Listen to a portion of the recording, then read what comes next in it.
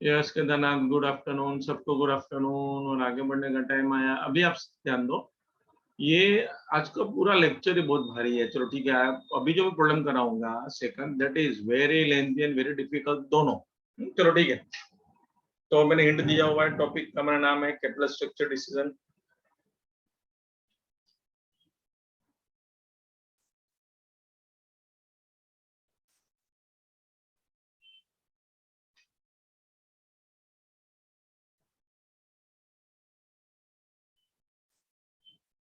आई think मैंने first problem and third problem करवाए थे, ऐसा मेरा मेमोरी है। अभी हमें एंटर होना है इसमें क्वेश्चन नंबर 2। मैंने खाली हिंट दिया हुआ था कि प्रॉब्लम बहुत हेवी है, तो मैं बहुत स्लो स्लो कराऊंगा क्योंकि प्रॉब्लम ही ऐसा है, तो हो सके उतना समझने का भी हम कुछ तो, ताकि कुछ नहीं कर सकते। चलो जो भी है, पेज 6 आंसर 2।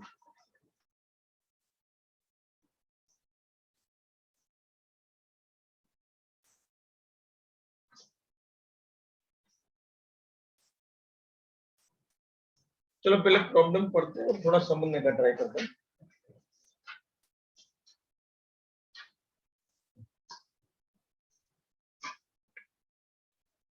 देखो, following figures of a kite limited, एक कंपनी है काइट लिमिटेड, उसका अर्निंग बिफोर इंटरेस्ट। अभी देखो, ये एक ऐसा कंपनी है जहां मुझे ओरिजिनल डेटा दिया है एग्जिस्टिंग, ऐसा ऑलरेडी है। EBIT, earning before interest and tax, मतलब 23 लाख का ईबीआईटी ऑलरेडी है। उसमें से आपने इंटरेस्ट पे किया डिबेंचर के ऊपर 8%, जो 80,000 है, समझो। तो एक कॉमन सेंस, जो मेरे बुक में डिबेंचर है तो ही मैं इंटरेस्ट दूंगा, ठीक है। लॉन्ग टर्म लोन का भी मैंने इंटरेस्ट दिया 11%, 2,20, मतलब लॉन्ग टर्म लोन भी है बिजनेस में। दोनों को ऐड किया 3 लाख, तो देखो 3 लाख माइनस किया है, मतलब ये 20 लाख हो गया मेरा नेट प्रॉफिट बिफोर टैक्स। अभी अप्लाई करो, ये 20 लाख के नीचे टैक्स 10 लाख लिखा है, तो एकदम सिंपल क्वेश्चन पूछ रहा हूँ, कॉमन सेंस, कि मेरा NPBT net profit before tax 20 lakh है, उसमें से टैक्स में भर रहा हूँ 10 लाख, तो कोई मुझे बताएगा टैक्स रेट कितना होगा? एकदम सिंपल क्वेश्चन, आप लिखो टैक्स रेट कितना है इसमें, कंपनी कितना परसेंट टैक्स भर रही है, एकदम simple question, common sense. 20 lakh का एनपीबीटी है, 10 लाख का इनकम टैक्स भरा, ऐसा लिखा है, तो टैक्स कितना परसेंट हुआ? वेरी गुड, केदारनाथ ने आंसर दिया 50%, बहुत ही बढ़िया। कॉमन सेंस है ना, 20 भाई, आप 20 लाख कमा रहे हो, 10 लाख का टैक्स भर रहे हो, तो 50% ही हुआ ना। भी कैसे करने का मालूम है? 10 lakh divide by 20 lakh into 100, उधर लिख लो साइड पे किधर भी। टैक्स रेट 50% है, इनडायरेक्टली दिया है, ये दिमाग चलना चाहिए। 50% का टैक्स रेट में ये कंपनी, चलो ठीक है। उसके बाद 10 लाख का एनपीएटी हो गया, फिर number of shares 10 face value 5 lakh, मतलब आपकी बुक में 5 लाख, मतलब आप 5 lakh number of shares already है नंबर, तो 10 लाख डिवाइड बाय 5 किया तो ईपीएस 2 रुपीस हो गया, कॉमन सेंस है। और मार्केट प्राइस 20 है, तो पी मैंने ये भी समझाया था, ईपीएस इंटू पी करता हो तो मार्केट प्राइस मिलता है, तो 2 ईपीएस से 10 पी मल्टीप्लाई किया तो मार्केट प्राइस 20 हो गया। तो ओनली गुड पॉइंट, ये मेरा एग्जिस्टिंग डेटा है, ये ऑलरेडी है। कंपनी के पास अनडिस्ट्रीब्यूटेड रिसोर्स भी है 20 लाख का। Okay, now it is in need of 30 lakh. अभी देखो, कंपनी को 30 लाख रुपीस चाहिए। क्यों चाहिए? टू पे ऑफ डिबेंचर, उसमें से पुनः डिबेंचर को पैसा दे देना है, एंड मॉडर्नाइज प्लांट, मतलब उसके जो प्लांट है उसको भी मॉडर्नाइज करना है, ठीक है। तो it seeks your advice on the following alternative model of raising finance. पहले तो मुझे डिसाइड करना है कि मैं 30 लाख कैसे रेज करूंगा। पहला option alternative 1, raising entire amount S term loan from bank 12%, मतलब पूरा का पूरा 30 लाख बैंक लोन ले लूंगा 12% पे, एक ये option. Second, raising part of the fund bye issue of 1 lakh share eight 20, तो 1 लाख इंटू 20 को तो 20 लाख के शेयर इश्यू किए, एंड रेस्ट मतलब 10 लाख का मैं लोन लूंगा। तो देखो प्रॉब्लम है क्या, 30 लाख रुपीस मुझे चाहिए, कैसे रेस करूंगा? दो ऑप्शन, ऑल्टरनेटिव 1, ऑल्टरनेटिव 2। ऑल्टरनेटिव 1 में पूरा का पूरा 30 लाख में लोन लेके रेस करूंगा 12% इंटरेस्ट। दूसरा ऑप्शन 20 लाख के शेयर 10 लाख का लोन, बराबर ऐसा है। अभी आगे, company expect to improve its rate of return 2% because of modernisation. अभी देखो ये बहुत इंटरेस्टिंग है। आपका पहले एज यूजुअल, तो तुमने लास्ट फर्स्ट प्रॉब्लम में किया था, पहले मुझे एग्जिस्टिंग ईबीआईटी परसेंटेज ढूंढना है, वो जो भी आएगा उसके उसमें अभी 2% बढ़ेगा क्योंकि मैंने प्लांट को मॉडर्नाइज किया, तो 2% ऐड कर देना, ऐसा प्रॉब्लम बोल रहा है, ठीक है। But P is likely to go down to 8 if entire amount is raised as a term loan. देखो मतलब जब मैंने ऑप्शन नंबर 1 में पूरा अमाउंट टर्म लोन से लिया तो मेरा पी 8 हो जाएगा, अदरवाइज 10 है, प्रॉब्लम में दिया हुआ है। चलो ठीक है, करना क्या है अभी, advice company on the financial plan, मतलब 30 लाख रुपीस जो रेज करना है तो मैं कौन सा प्लान सिलेक्ट करूंगा, ऐसा पहले पूछा है। दूसरा, this assume if there is no change in P into alternative, तो आपका आंसर क्या रहेगा। प्रॉब्लम बहुत ही बढ़िया है। देखो इसको करेंगे कैसे, समझो। मैंने आपको एक चीज समझाया, समझना एकदम हटके प्रॉब्लम है और बहुत लंबा भी है, तो धीरे धीरे मैं आगे बढ़ता हूँ कि जब मुझे डिसाइड करना है कि दो ऑप्शंस है, कौन से ऑप्शन में 30 लाख रेज करूंगा, तो पहले मुझे ईबीआईटी ढूंढना पड़ता। ईबीआईटी, अभी ईबीआईटी पहले परसेंटेज ढूंढने पड़ेंगे। तो सबसे पहले मैं ये प्रॉब्लम में क्या ढूंढूंगा मालूम है, सब उल्टा जाके कि ओरिजिनल कैपिटल एम्प्लॉयड कितना है ये बिजनेस में। मैं कमा रहा हूं तो 23 लाख ईबीआईटी पता है, लेकिन कितना पैसा मैंने डाला हुआ है, तो कैसे करूंगा। देखो तो अभी पहले वो वर्किंग क्रिएट करता हूँ, वेरी लेंथी वर्किंग, तो थोड़ा थोड़ा समझते जाओ कैसे। देखो वर्किंग में वर्किंग आएगी पहले in this problem.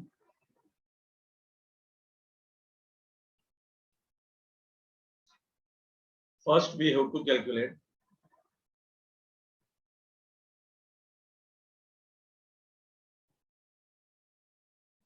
existing capital employed, मतलब ऑलरेडी कितना टोटल पैसा कंपनी में लगा हुआ है।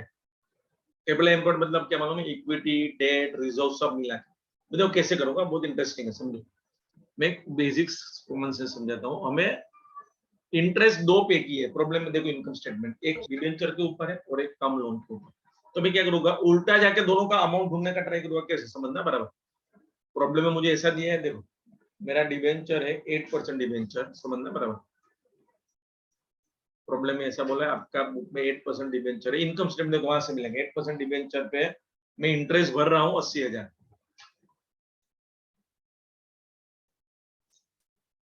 इनकम स्टेटमेंट में लिखा है बराबर। तो देखो अभी मैं यहाँ से मैं उल्टा कैसे जाऊंगा मालूम है, सिंपल। सपोज मेरा डिबेंचर का अमाउंट 100 रुपीज होता है संबंध, तो इंटरेस्ट 8 रुपीज है। सिंपल, ये ओरिजिनल अमाउंट, उसके ऊपर 8% इंटरेस्ट 8 रुपीज। तो मैं एक्चुअल इंटरेस्ट 80,000 भर रहा हूँ, तो what should be amount of debenture x, simple. अब इसको सिंप्लीफाई करो तो आपको आंसर मिलेगा 10 लाख। कैलसी लेके करो, बैठ जाओ तो 10 लाख। तो भगवान ने माइंड दिया, कैलसी दोनों तेरे को दिया है, तू 10 लाख का 8% कर ले, 80,000 आ जाएगा। तो मुझे ये उल्टा जाना है, इंटरेस्ट और परसेंटेज से मैं ओरिजिनल अमाउंट पे गया। ये मेरा डिबेंचर का आंसर एक्चुअली बुक में, ये मेरे बुक में 8% डिबेंचर 10 लाख ऑलरेडी है। लिखते जाओ एक एक वर्किंग, बहुत लेंथी है वर्किंग, लिखते जाओ एक।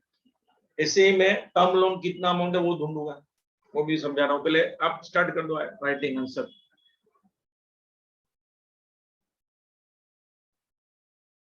पहले तो मैं ये बिजनेस में कितना पैसा लगा हुआ है वो ढूंढने का ट्राई करता हूँ। इक्विटी, डिबेंचर, रिजर्व सब मिला के कैपिटल एम्प्लॉयड मिलता है। तो दो लोन है, डिबेंचर भी है और 11% टर्म लोन भी, उसको भी हम ऐसे ही करेंगे कैलकुलेशन में।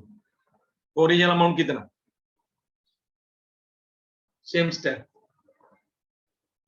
11% टर्म लोन और आई थिंक हमने इंटरेस्ट दिया है तो 2.20, सेम ऐसे ही करना।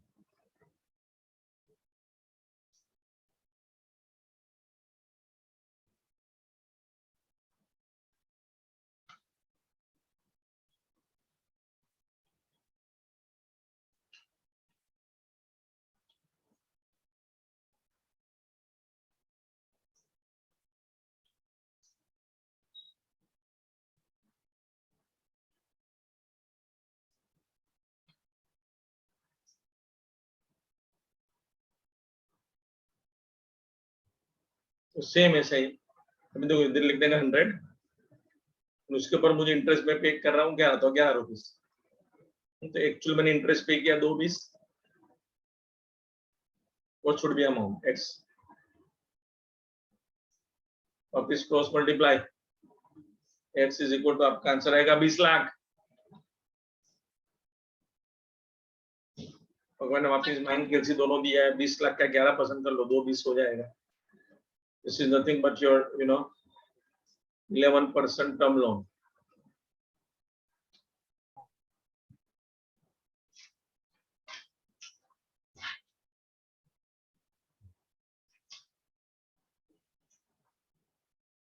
ये सब साथ में लिखते जाओ, बहुत ही लेंदी सॉल्यूशन है। एक चीज में स्क्रीन पे लिख रहा हूँ, आप लिखते जाओ बुक में। पहले हम क्या ढूंढने का ट्राई करते हैं, कैपिटल एम्प्लॉयड कितना है, उसमें से मैं कितना रुपीस कमाया वो तो पता है, तो परसेंटेज मिलेगा। तो मैंने डिबेंचर का आंसर ढूंढा, टर्म लोन का आंसर ढूंढा।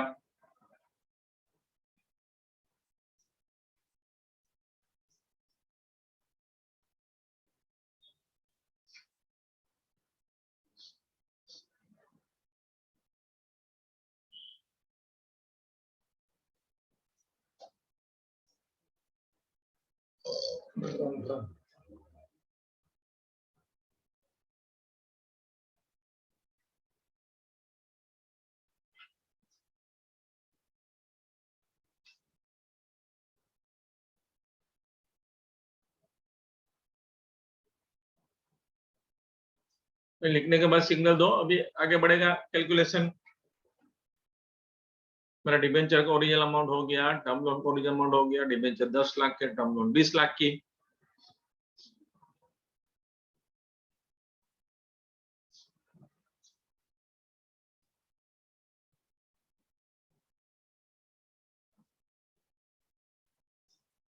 देखो इक्विटी शेयर कैपिटल का अमाउंट ढूंढ लेते हैं।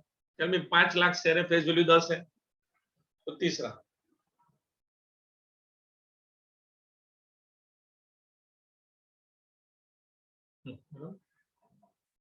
देखो तीसरा, इक्विटी शेयर कैपिटल का टोटल अमाउंट।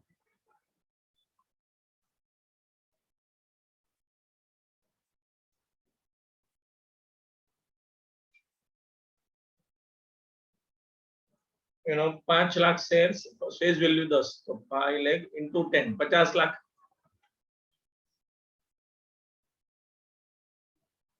फाइनली रिजर्व भी दिया है 20 लाख का। चेक करो, प्रॉब्लम में दिया कंपनी हैज अनडिस्ट्रीब्यूटेड रिजर्व्स। ये चारों चीज में ऐड कर लूंगा तो मुझे कैपिटल एम्प्लॉयड मिलेगा। Reserve and surplus given, given मतलब दिया ऑलरेडी 20 लाख। I hope. तो अभी मेरा टाइम आ गया, कैपिटल एम्प्लॉयड मेरा एग्जिस्टिंग कितना है वो सब ऐड कर दो। 8% debenture 10 lakh, 11% term loan 20 lakh, equity capital 50 lakh और reserve 20 lakh. I get 1 crore. अभी मैं कर रहा हूँ।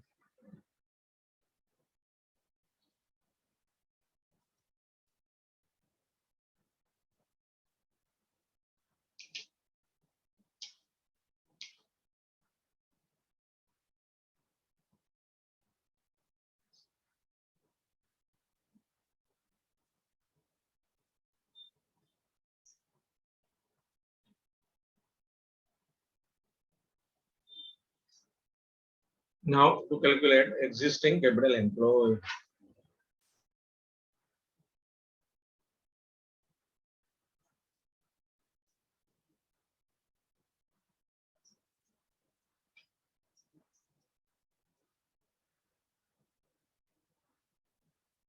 %8 debentures,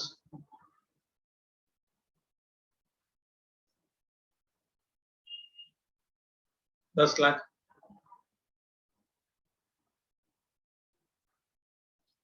11% term loan 20 lakh, equity share capital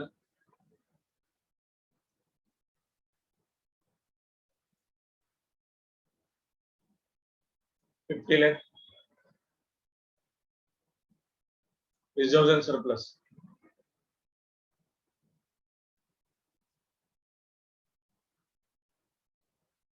20 lakh. 1 crore.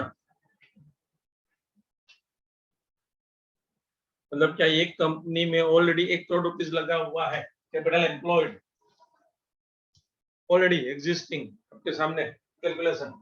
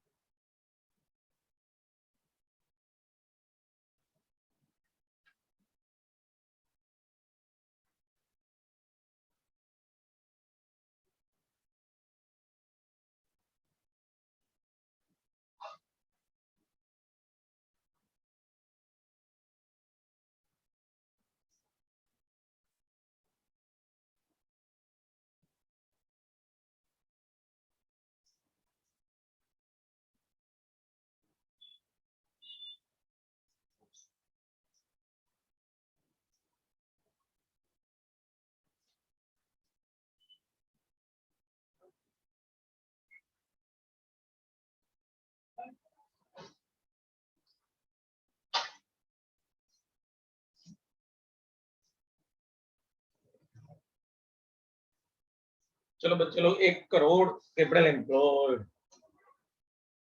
और इसके ऊपर कंपनी कमा रही है, आप एग्जिस्टिंग ईबीआईटी देखो 23 लाख दिया हुआ है। फर्स्ट लाइन देखो इनकम स्टेटमेंट की, मतलब मेरा ईबीआईटी परसेंटेज 23% हो गया ओरिजिनल।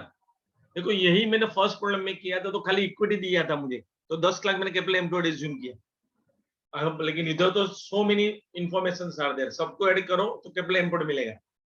और इसके पर कंपनी अभी कमा रही है 23 लाख। देखो इनकम स्टेटमेंट का पहला ही line, earning before interest and tax, तो स्टेट में लिखूंगा on above capital employed,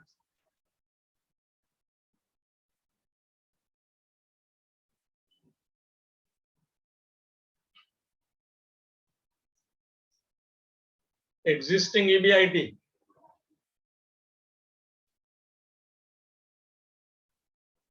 is 23 lakh।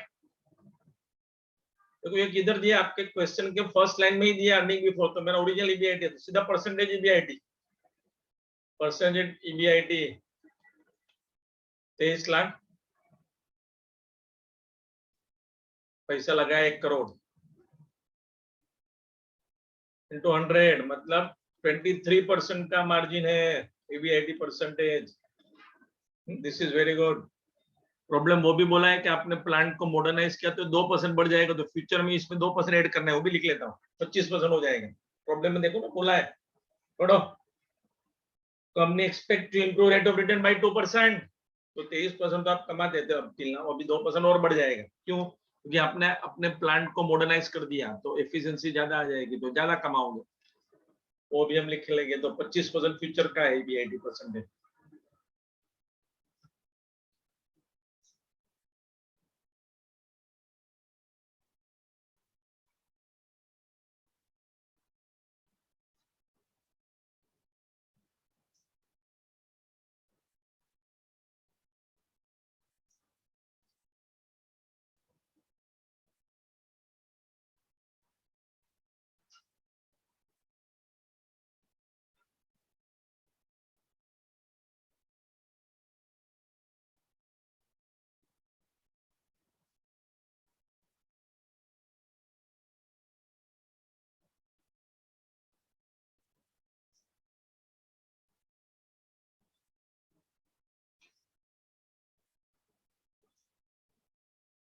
चलो अभी मैं आगे बढ़ रहा हूँ।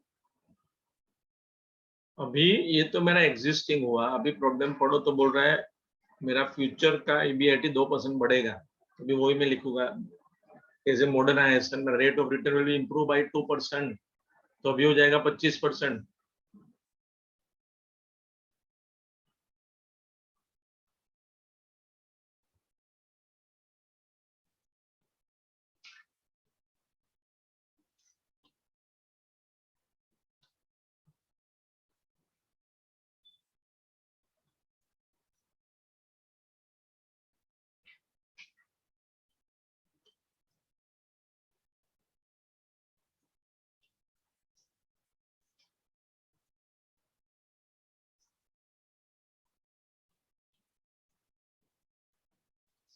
ट्वेंटी 3% प्लस 2%, मतलब फ्यूचर में अभी मैं 25% ईबीआईटी कमाऊंगा।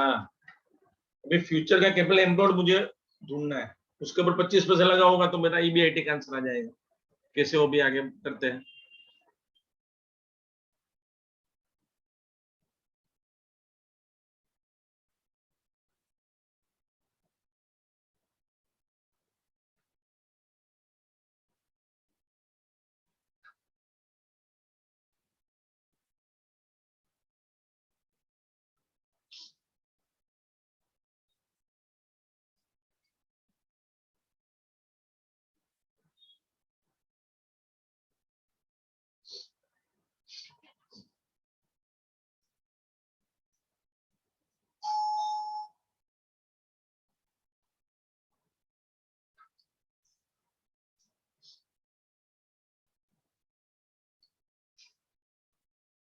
चलो अभी आगे, अभी आप समझो फ्यूचर में मेरा कैपिटल एम्प्लॉयड कितना होगा। तो देखो 1 करोड़ तो ऑलरेडी पहले बिजनेस में हमने इन्वेस्ट किया हुआ है, इक्विटी डेट सब मिला के। 30 लाख का मैं नया इश्यू करने वाला हूँ, प्रॉब्लम बोला है 30 लाख का इश्यू है मेरा। लेकिन उसमें से मैं डिबेंचर को पे ऑफ कर दूंगा तो 10 लाख माइनस हो जाएगा, तो फ्यूचर का हमारा कैपिटल एम्प्लॉयड होगा 1,20,00,000। अभी मैं उसका वर्किंग बना रहा हूँ, तो 25% हम कमाएंगे, वो तो हमने डिसाइड कर लिया। अभी रिवाइज कैपिटल एम्प्लॉयड,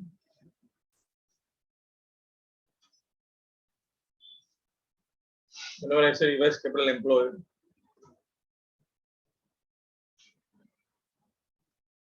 तो ऑलरेडी 1 करोड़ का हमारा कैपिटल एम्प्लॉयड था, तो एग्जिस्टिंग कैपिटल एम्प्लॉयड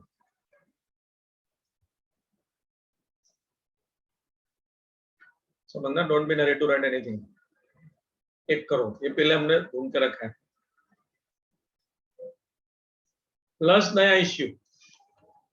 देखो हम नया इश्यू, प्रॉब्लम वही है, 30 लाख रुपीस का नया इश्यू करने वाले हैं, इधर लोन से इक्विटी एंड लोन दोनों मिला के नया इश्यू। अब जो भी करते कैपिटल एम्प्लॉयड बढ़ जाता है, ऐसा रूल है, तो 30 लाख का कैपिटल एम्प्लॉयड बढ़ने वाला है।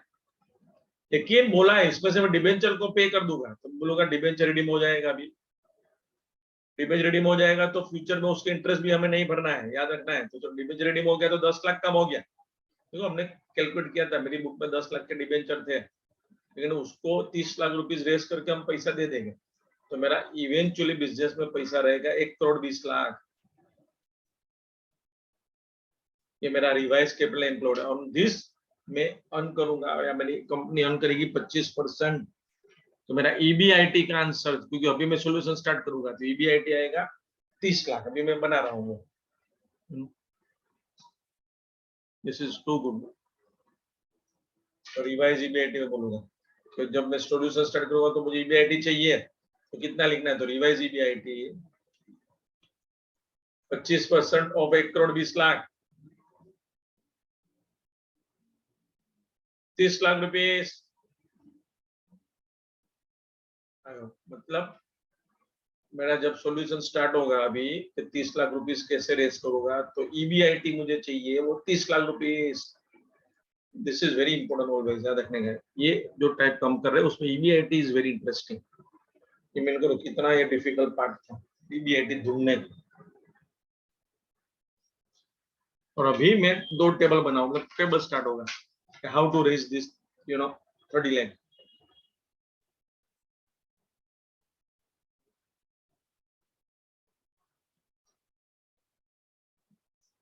अब इतना करने के बाद सिग्नल दो, अभी बड़ा टेबल स्टार्ट होगा हमारा, क्योंकि अभी हम पहले ईपीएस तक जाएंगे, इंटू पी करेगा तो मार्केट प्राइस मिलेगा पूरा, मतलब ईबीआईटी माइनस इंटरेस्ट, फिर ईबीटी आएगा, टैक्स भरेंगे, ऐसा करके पूरा बनाएंगे।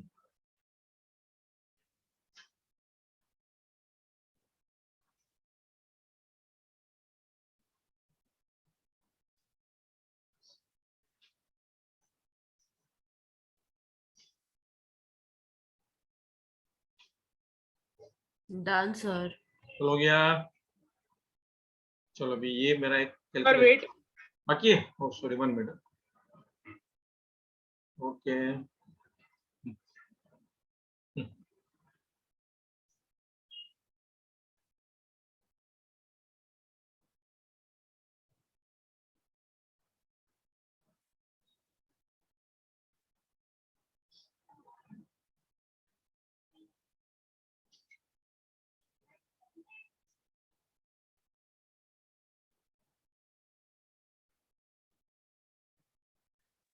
Done sir. चलो अभी हम टेबल, अल्टीमेटली मुझे डिसाइड क्या करना है कि 30 लाख रुपीज मुझे रेस करना है, तो मुझे 2 अल्टरनेटिव दिया है, अल्टरनेटिव 1 2, तो कौन सी स्टाइल से मैं रेस करूंगा, तो वो अभी बड़ा टेबल बनेगा। और उसमें पहले मैंने समझा ईबीआईटी जो चाहिए वो कैलकुलेट करना पड़ता है, अभी हमने ये सब कैलकुलेट किया। अभी आगे कैसे देख लो, company wants to raise rupees 30 lakh.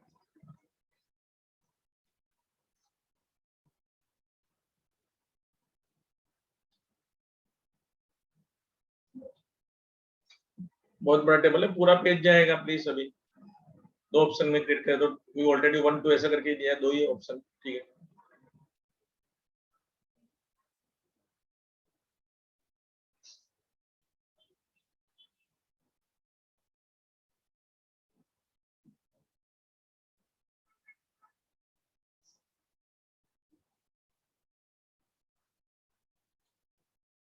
Right, अभी ऑप्शन में ऑब्जर्व, मुझे बोला है पहला ऑल्टरनेटिव है raising entire amount term loan from bank. अच्छा, सो मैं ऐसा बोल सकता हूँ 12% टर्म लोन फ्रॉम बैंक।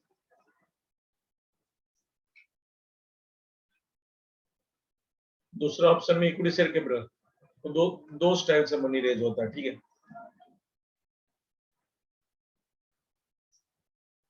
अभी देखो पहले इसको लिख लेंगे, ऑल्टरनेटिव 1 में ऐसा बोला है कि मैं पूरे का पूरा amount 30 lakh rupees term loan लेके रेज करता हूँ, ठीक है। तो 30 लाख इधर लेके इधर नहीं, लेकिन दूसरे ऑप्शन में मैंने टर्म लोन, क्योंकि मैंने 20 लाख के शेयर इश्यू किए, देखो दूसरे ऑप्शन में 1 लाख शेयर 20 रुपीस में, मतलब 20 लाख रुपीस शेयर से आ गया।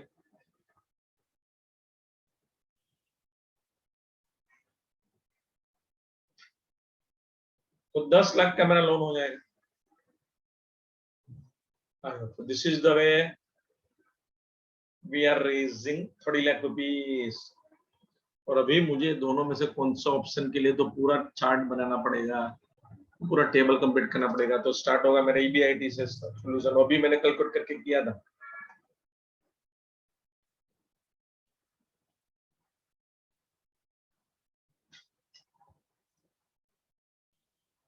शॉर्ट फॉर्म ईबीआईटी भी लिख सकते हैं, 6 लाख और 30 लाख। ऑलवेज याद रखना, जब कंपेयर हम कुछ भी करते हैं तो ईबीआईटी का अमाउंट एक ही होना चाहिए, ये अच्छा पॉइंट है। इतना लिखते हैं नहीं चलेगा, मतलब इतना लिखते हैं मतलब, हाँ लिख लो मैडम, या कर लो। अभी पूरा पेज देना है, अभी तो प्रॉब्लम होगा पूरा पेज में। हो पाएगी।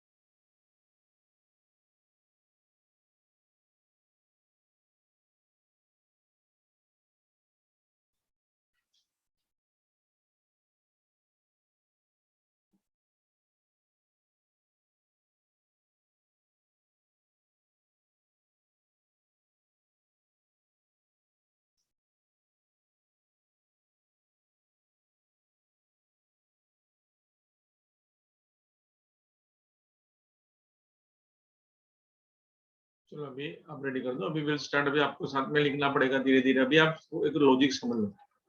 अभी जब मैं लिखूंगा सबको फॉर्मेट तो पता है, इंटरेस्ट एंड ऑल दैट, लेकिन अभी एग्जिस्टिंग भी आएगा और नया भी आएगा, क्योंकि एक ऐसा प्रॉब्लम है जहाँ एग्जिस्टिंग ऑलरेडी इनकम स्टेटमेंट दिया है तो वो भी लेना पड़ेगा, और नया तो जैसे मुझे आएगा वो हिसाब से, तो याद रखना है। नाउ आई विल मूव, ये पूरा पेज आपका जाएगा, पूरा लेंदी है ये, बहुत बड़ा इसका मतलब कैलकुलेट, तो फाइल में ड्रॉ कर लेता हूँ।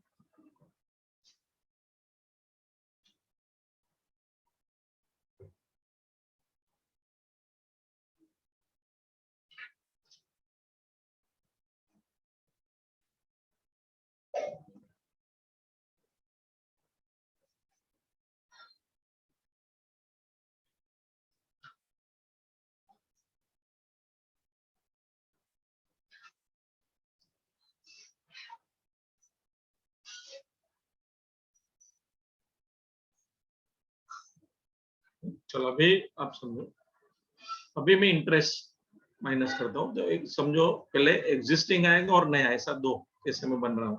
अभी आपको दिमाग में होना चाहिए कि मैंने डिबेंचर तो ऑलरेडी पे कर दिया है, तो अभी फ्यूचर में डिबेंचर का इंटरेस्ट हम पे नहीं करेंगे, ठीक है। तो देखो अभी इसमें से माइनस इंटरेस्ट बराबर हेडिंग, तो पहले एग्जिस्टिंग, व्हेनेवर आई से एग्जिस्टिंग, तो इसमें एग्जिस्टिंग में खाली मैं इंटरेस्ट पे करूंगा लॉन्ग टर्म लोन का, बी केयरफुल। में डिबेंचर इंटरेस्ट अभी क्यों नहीं है, क्योंकि डिबेंचर को तो मैंने 10 लाख का रुपीस दे दिया है, हाँ, तो लॉन्ग टर्म मतलब डिबेंचर के इंटरेस्ट इफ आई चेक 220, वो हम अभी तक बुक में है मेरे, तो उसको तो मुझे इंटरेस्ट देना ही पड़ेगा, बराबर। और न्यू, देखो न्यू डिपेंड करता है ऑप्शन पे। देखो ये मैंने 30 लाख पूरा लोन से लिया है, दिख रहा है 12% लोन, इसके ऊपर इंटरेस्ट तो देना पड़ेगा, तो यहाँ पे 12% ऑफ 30 लाख 36 लाख हो गया, आई थिंक 30 लाख का 12% 3,60,000। यहाँ पे आई थिंक हमने लोन लिया है खाली 10 लाख, तो उसका 12% करेंगे आप,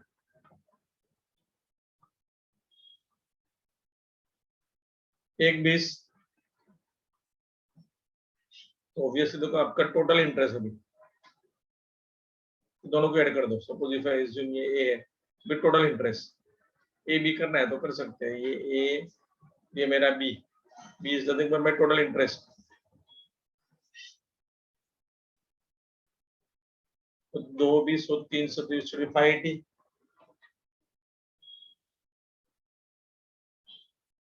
इधर मेरा टोटल इंटरेस्ट पेमेंट हो जाएगा 340। Eventually I will get my next is an EBT, EBIT में से इंटरेस्ट पे हो गया अभी, तो ईबीटी आएगा, so full form बोलते हैं अर्निंग बिफोर टैक्स या शॉर्ट फॉर्म ईबीटी।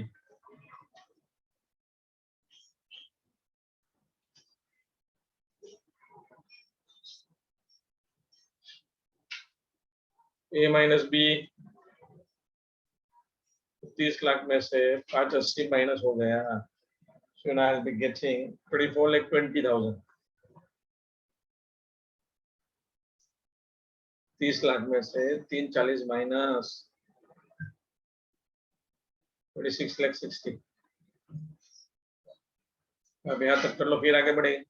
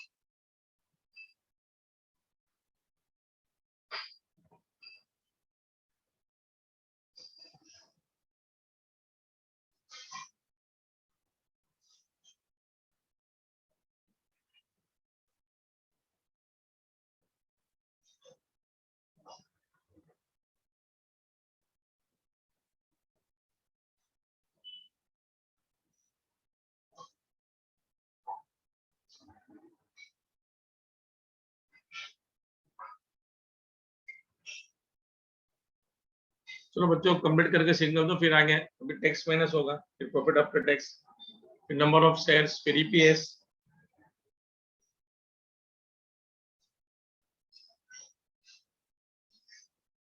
चलो भैया से आगे बढ़ते हैं। टैक्स रेट मैंने पहले आपको करवा दिया था 50%।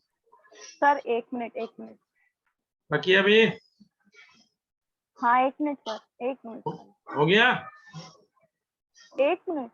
ओके, चलो अभी आगे यहाँ से 50% इनकम टैक्स।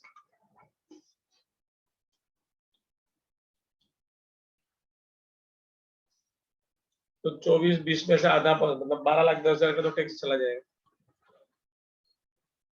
जो 30,30,000, so I'll get ultimately profit after tax, पेट बोलते हैं उसको, शॉर्ट फॉर्म लिखता हूँ मैं। 12,10,000, देखो 13,30,000। देखो preference dividend we are not paying, तो यही मेरा हो गया profit for ईएसएच।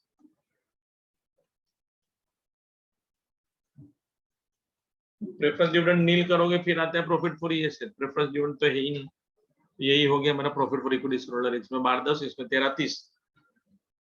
Now I need number of equity shares, existing भी आएगा, नया भी आएगा। If you observe existing already 5 lakh shares है हमारे पास।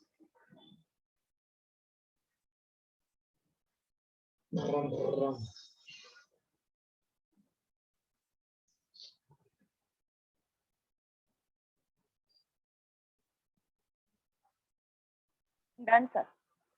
चलो अभी नंबर ऑफ इक्विटी शेयर्स,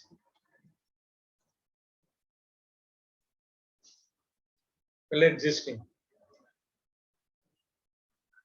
तो देखने का एग्जिस्टिंग दोनों में आता है। तो टेल मी एग्जिस्टिंग हमारे पास 5 लाख नंबर ऑफ शेयर्स है, फाइल है।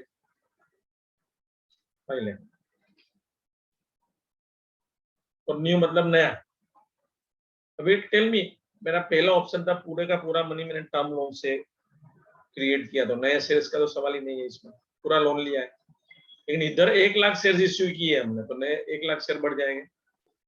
तो ऊपर ही देखो ना, ऊपर से मिलता है ये जो ऑप्शन है वो हिसाब से इधर देखने का। देखो ऐसे, ये पहला मेरा ऑप्शन था पूरा 30 लाख में लोन लेके, तो लोन लिया तो नंबर ऑफ शेयर थोड़ी बढ़ेगी, इक्विटी है ही नहीं। लेकिन इधर 20 लाख रुपीस मैंने इक्विटी शेयर करके कलेक्ट किया, तो 1 लाख शेयर इश्यू किया, तो इस इक्विटी शेयर मिलेगा, इक्विटी कैपिटल मिलेगा। तो ये ऑप्शन है मेरे, 1 लाख नंबर ऑफ शेयर बढ़ जाएंगे। ओके, वो किया मैंने आपके सामने। तो अभी total number of equity share,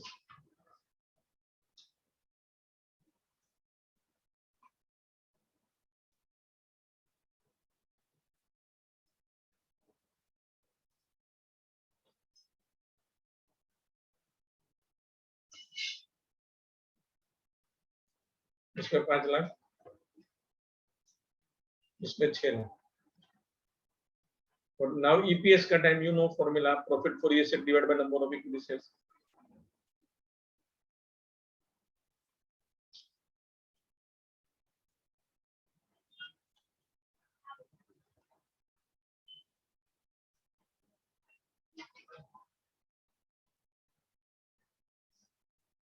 profit for ESH 12,10,000, number of equity shares 5 lakh.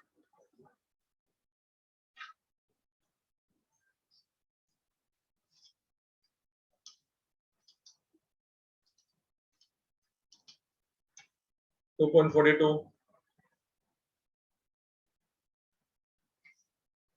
30,30,000 divide by 6 lakh.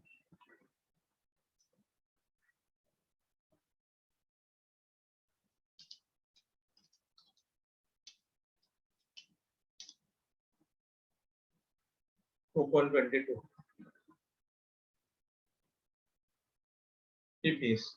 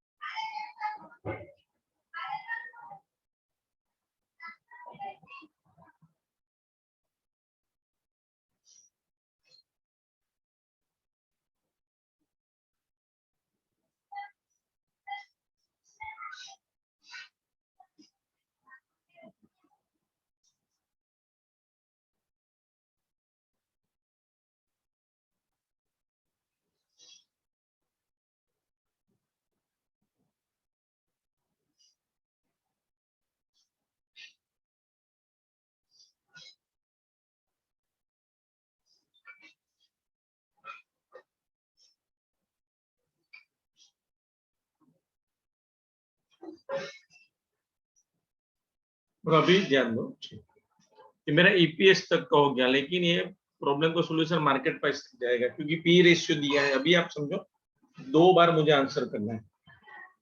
आप प्रॉब्लम चेक करोगे और 4th क्लास लाइन चेक करो तो कंपनी एक्सपेक्ट टू इम्पोज हो गया।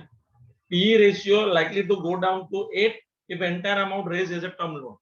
तो देखो, मेरा पहला ऑप्शन है जहां पूरा मनी मैंने टर्म लोन से लिया, तो इधर मेरा पी रेशियो 8 टाइम हो जाएगा, अदरवाइज एक्चुअली 10 टाइम है।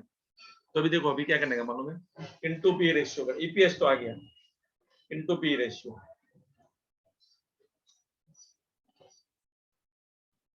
ये ऑप्शन में इनटू 8 टाइम्स, ये ऑप्शन में इनटू 10 टाइम्स। तो ओरिजिनली 10 टाइम ही है, बट ऐसा बोला है कि सपोज लोन से पूरा मनी लिया तो आपका पी 8 हो जाएगा, ठीक है। तभी मुझे मार्केट प्राइस मिलेगा।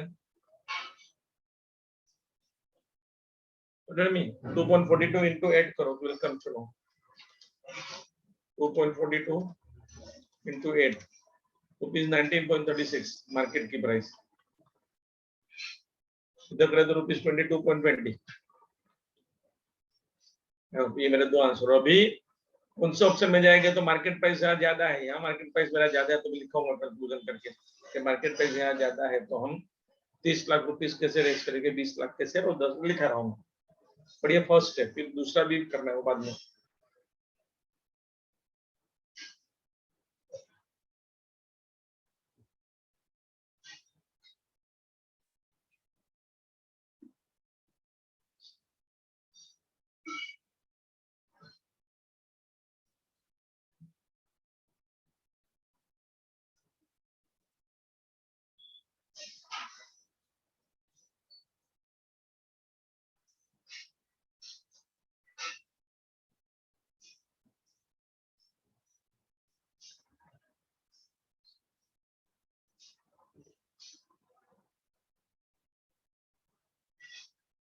Done, sir.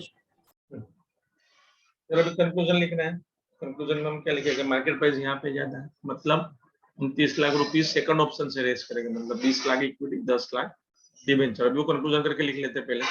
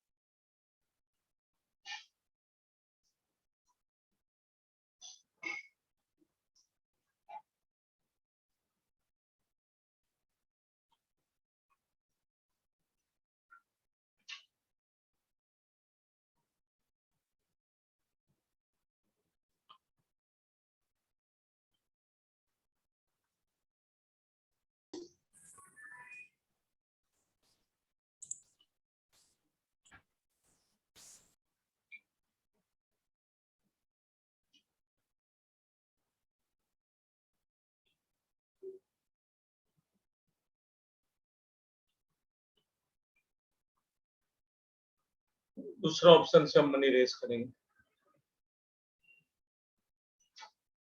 और उसमें दूसरा भी पूछा हुआ है कि सपोज आपका पी रेशियो चेंज नहीं हुआ दोनों में, तो आंसर क्या आएगा, वो बाद में कर लेगा। ये एक आंसर आ गया मेरा।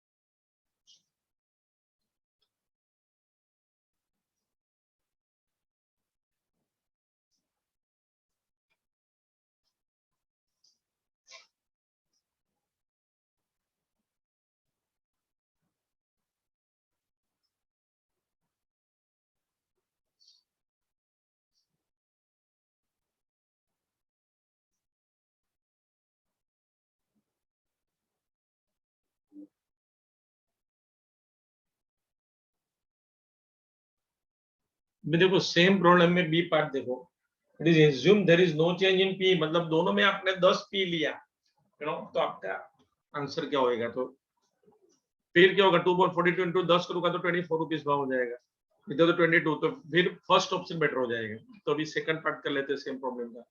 ईपीएस तक तो ढूंढना है, लेकिन दोनों में पी 10 लेंगे। सेम प्रॉब्लम में सेकंड, यू नो,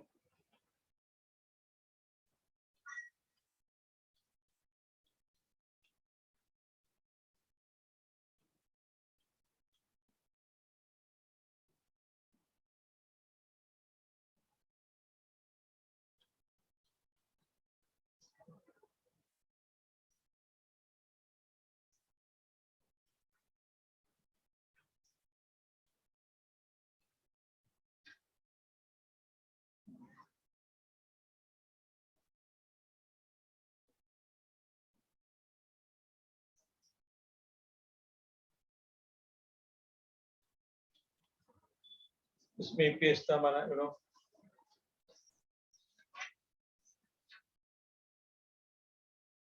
2.22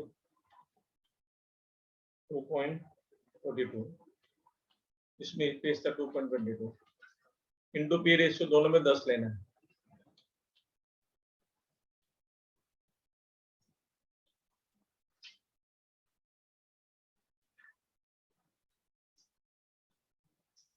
तो भाई मार्केट प्राइस हो जाएगी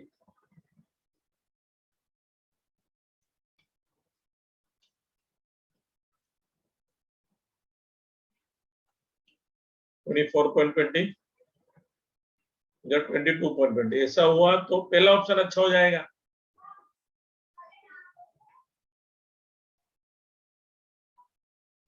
मार्केट प्राइस फर्स्ट ऑप्शन में बढ़ जाएगी। कंक्लूजन वापस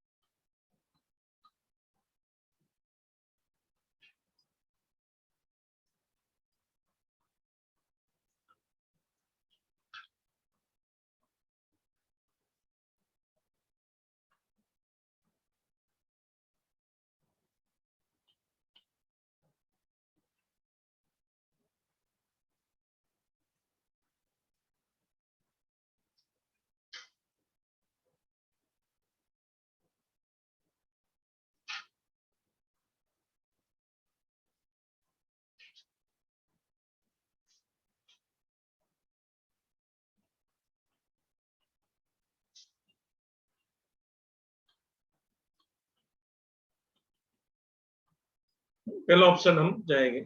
ऐसा हुआ तो मार्केट प्राइस पहले में बढ़ गई, अभी ऐसा हुआ तो 30 लाख लोन लेके रेस कर देंगे।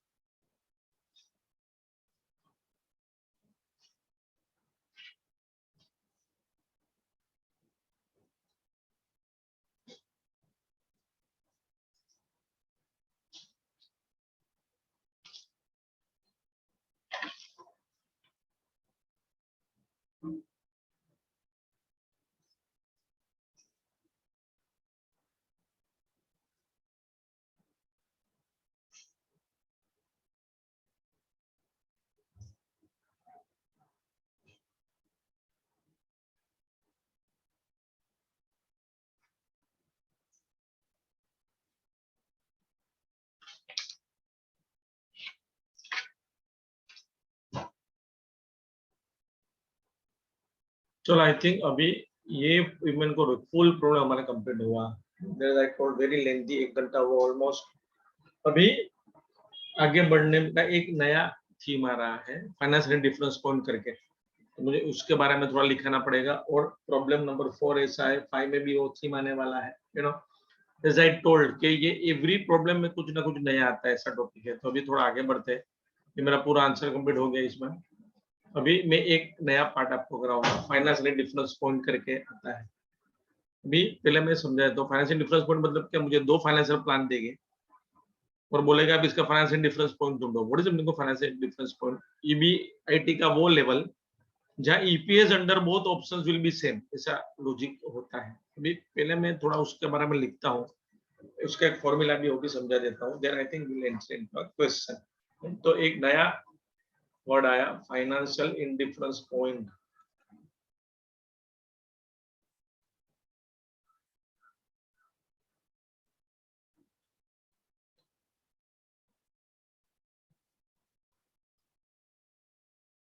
पहले तो इन ऑर्डर टू कैलकुलेट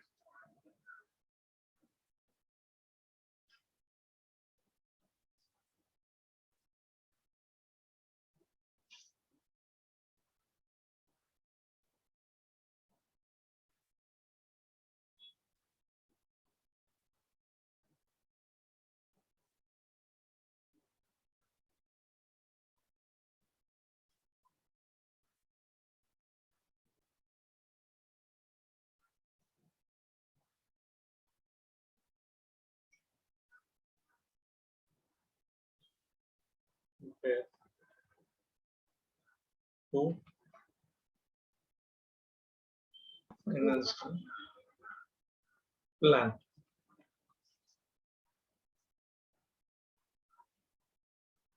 पहला पॉइंट, 2 फाइनेंशियल प्लान कंपेयर करके ही हमें फाइनेंशियल डिफरेंस पॉइंट मिलता है। अभी ये है क्या?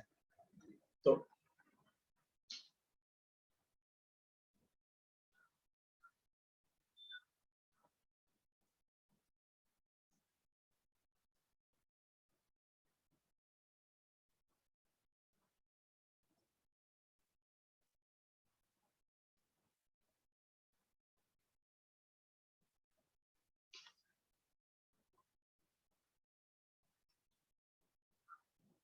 at which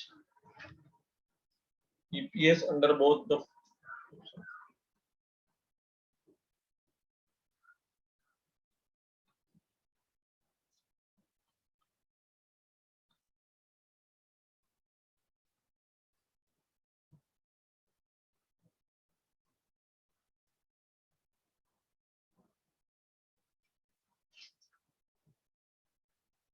मतलब ईबीआईटी का वो आंसर जो जहाँ 2 मैंने प्लान दिए, ईपीएस सेम आएगा। ये कैसे ढूंढने का, उसके लिए एक फॉर्मूला है, वो मैं लिख लेता हूँ।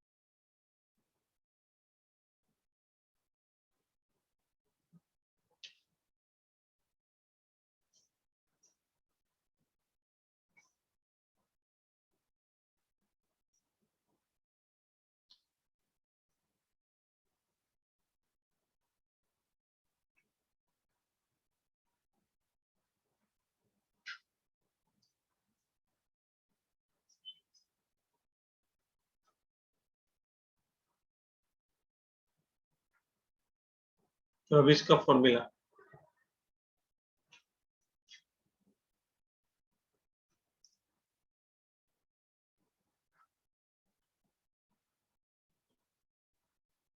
प्लान 1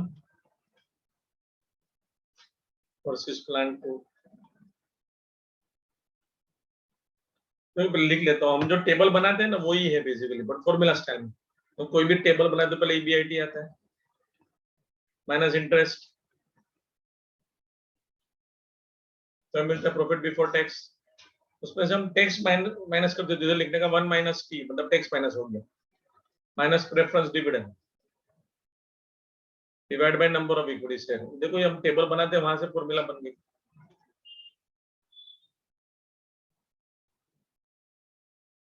इज इक्वल टू वापस वही EBIT minus interest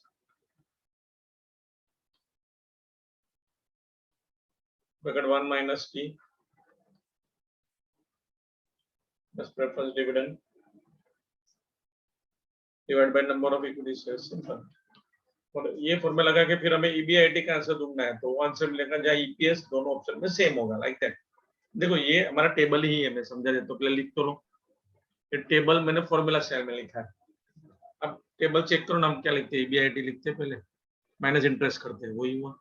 फिर हमें मिलता है प्रॉफिट बिफोर टैक्स, उसमें जब टैक्स माइनस करते हैं तो 1 माइनस टी किया तो मतलब में टैक्स माइनस हो गया, फिर आंसर आया। तो यहाँ तक का आंसर प्रॉफिट फॉर ईएस है। माइनस हम प्रेफरेंस डिविडेंड करते हैं, एनपीएटी है, माइनस प्रेफरेंस डिविडेंड, तो profit for ES divide by number of equity share, EPS का आंसर देता है, लाइक दैट, सिंपल।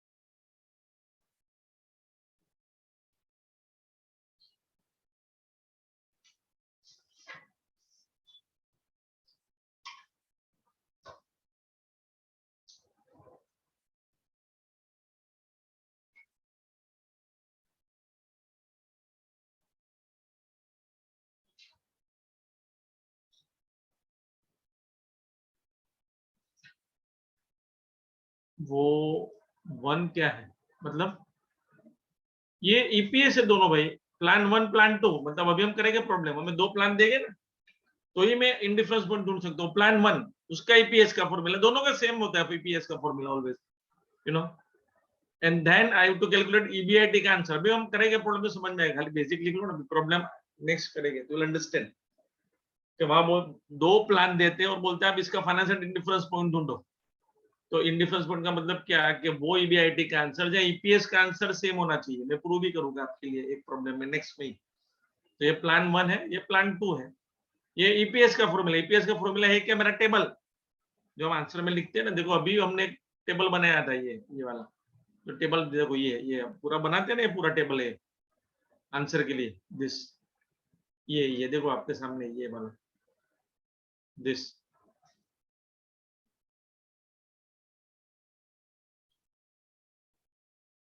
देखो EBIT था ना, अच्छा, तो EBIT माइनस इंटरेस्ट, तो ब्रैकेट में ना EBIT माइनस इंटरेस्ट, फिर मिलता है हमें EBT, उसमें से हम टैक्स माइनस करते हैं, तो इधर लिखने का 1 माइनस टी करेगा तो टैक्स माइनस होकर ये आंसर आएगा, टेन। फिर हम माइनस प्रेफरेंस डिविडेंड करते हैं, इधर नहीं है, तो हमें मिलता है फिर profit for ES divide by number of equity shares करते हैं। आई होप ये, तो वही फॉर्मूला स्टाइल है, be careful, this is formula style लिखा। ओके, अभी हम प्रॉब्लम करते हैं ना, थोड़ा समझ में तो ये आएगा, मतलब you know, let's enter into one point number 4, जहां बोला है कि आप फाइनेंशियल डिफरेंस पॉइंट ढूंढो, तो यू बी क्लियर। चलो पहले फॉर्मूला लिख दिया सबने, अभी हम आगे बढ़ते हैं आंसर 4। आंसर 5 वापस बहुत लेंथी है, पहले 4 कर लेते हैं। देखो 4 में पढ़ रहा हूं तो आपको समझ में आएगा कैसे करता हूं, मैं बना रहा हूं table and all that. Fourth question, इसको company has choice of raising additional sum of rupees 50 lakh, मतलब कंपनी को 50 लाख रुपीस रेज करना है, कैसे करेगा? Either by sale of 10% debenture, मतलब पूरे का पूरा 50 लाख 10% डिबेंचर इश्यू करके ले लूंगा, और by issue of additional equity share of 50 पर शेयर। अभी दिमाग लगाओ, 50 लाख चाहिए, एक शेयर मैंने 50 में इश्यू किया, तो 1 लाख शेयर इश्यू करूंगा, तो नंबर ऑफ शेयर 1 लाख हो जाएगा इसमें। तो मेरे पास 2 ऑप्शन, 50 लाख रुपीस जो भी मुझे चाहिए वो डिबेंचर इश्यू करके मैं करूंगा या शेयर्स इश्यू करके करूंगा, ठीक है। Current capital structure of the company में है कंसिस्ट ऑफ 10 लाख, मतलब आपके पास ऑलरेडी एग्जिस्टिंग 10 लाख शेयर्स है, ठीक है, नो प्रॉब्लम है, तो नो प्रॉब्लम। अभी समझो ये main, at what level of earning before interest and tax, मतलब EBIT का वो कौन सा answer after this new capital is required, would earning percent, मतलब EPS be same whether new funds आप इश्यू ऑफ इक्विटी शेयर से करते हो या डिबेंचर से, तो EPS जब सेम चाहिए, मतलब इसको बोलते हैं फाइनेंशियल डिफरेंस पॉइंट ढूंढना है, and verify your answer by calculating EPS। तो हम दोनों ऑप्शन में फिर EPS कैलकुलेट करेंगे और हम प्रूव करेंगे कि EPS एक ही आएगा। चलो ये मैंने बेसिक समझा दिया, अभी समझो कैसे करेंगे। पहले तो से इन this problem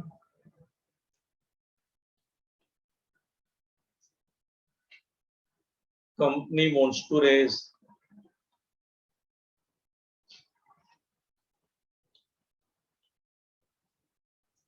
rupees 50 lakh either by, एक ऑप्शन क्या बोला, आप कैसे 50 लाख रेज करोगे, तो either by issue of 10% debenture,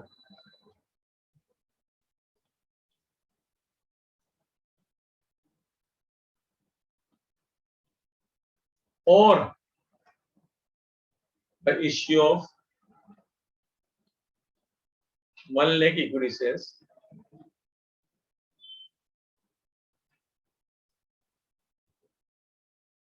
at ₹50 each.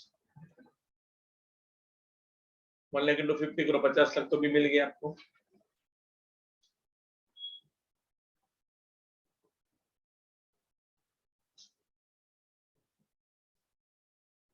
तो हमारे 50 लाख मनी रेज करने के 2 ऑप्शन, डिबेंचर या शेयर्स, ठीक है।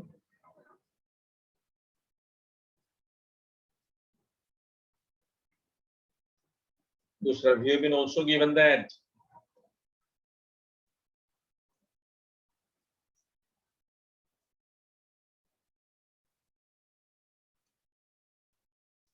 existing number of equity shares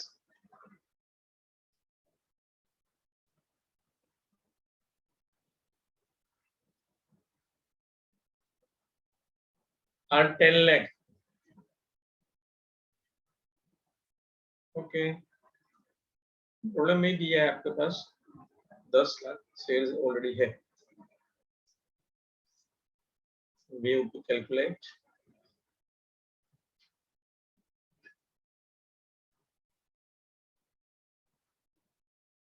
financial and difference point.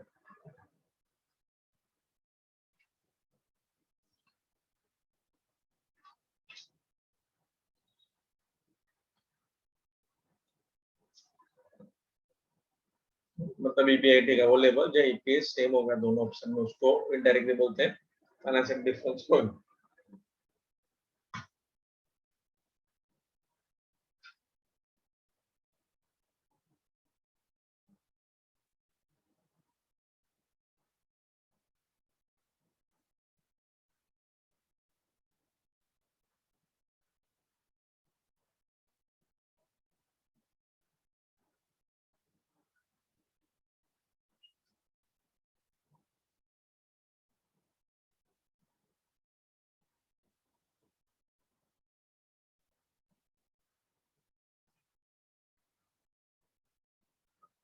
चलो अभी हम आंसर कैसे करेंगे, तो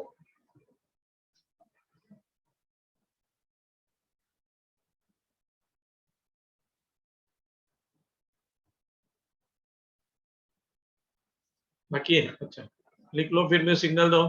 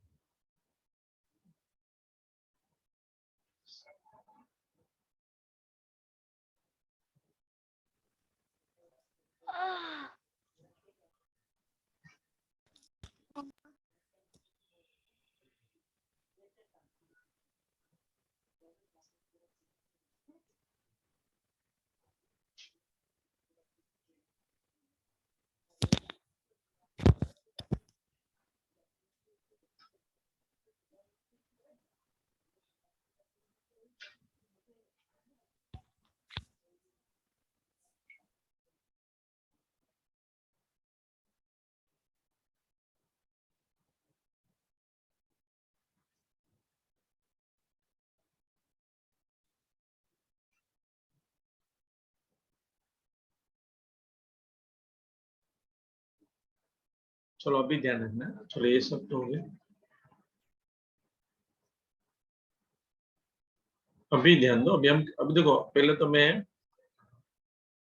कैसे करता हूँ ध्यान देना। प्लान 1 क्रिएट करूंगा, कैपिटल स्ट्रक्चर कैसे देखना, वे आप समझना। प्लान 1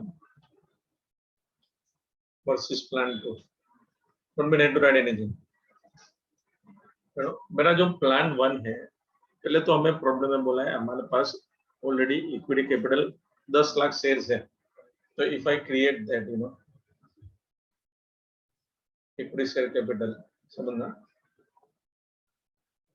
मैं नंबर चाहिए पहले, number of equity shares.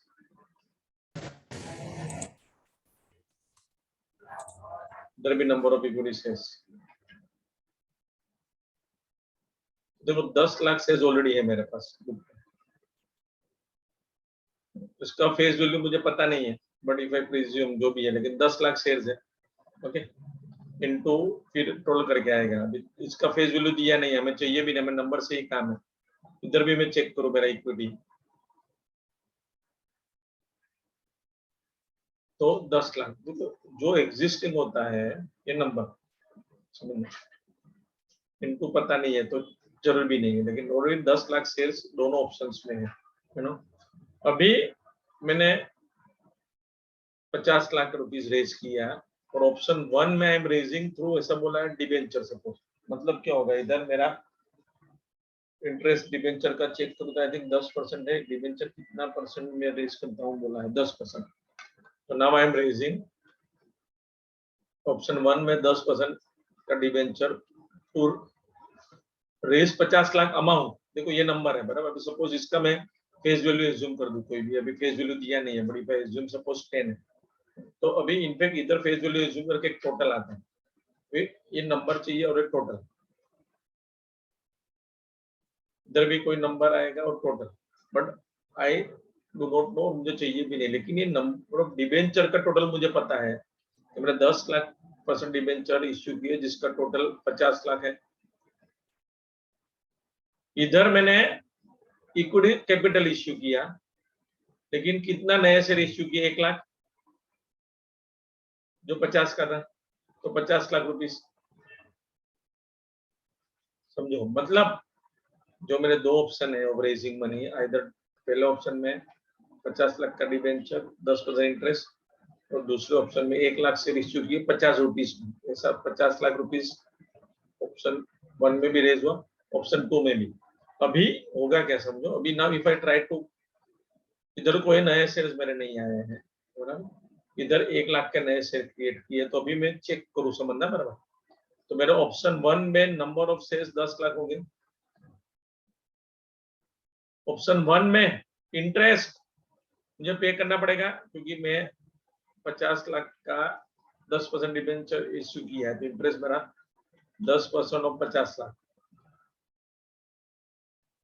5 lakh rupees का इंटरेस्ट ऑप्शन 1 में मैं पे करूंगा, जो मैंने 50 लाख रुपीस डिबेंचर इश्यू करके इकट्ठा किया 10%। इधर चेक करूं तो इधर मेरा नंबर ऑफ शेयर्स हो जाएंगे 10 + 1 11 लाख, पर इधर कोई भी इंटरेस्ट पे नहीं करना है क्योंकि मैंने कोई नए डिबेंचर इश्यू नहीं किए, 50 लाख इक्विटी शेयर करके किए। तो पहले इतना लिख लो, उसके बाद हम फॉर्मूला लिखेंगे and I will get an answer of financial difference point. ये मैंने पूरा कैपिटल स्ट्रक्चर कैसे है वो एनालाइज किया। ऑप्शन 1 में मेरा 10 lakh share 5 lakh interest, option 2 में 11 लाख शेयर, ये मेरा फाइनल कंक्लूजन। अभी कैसे करते हो मैं दिखा दो, पहले इतना लिख लो। अभी ये दोनों मेरा जो प्लान है उसका मुझे फाइनेंशियल डिफरेंस पॉइंट ढूंढना है, मतलब वो ईबीआईटी का आंसर जहाँ ईपीएस सेम होगा, वो कैसे मैंने फॉर्मूला दिया वो मैं लगाऊंगा तो आंसर मिलेगा। चलो आप इतना कर लो।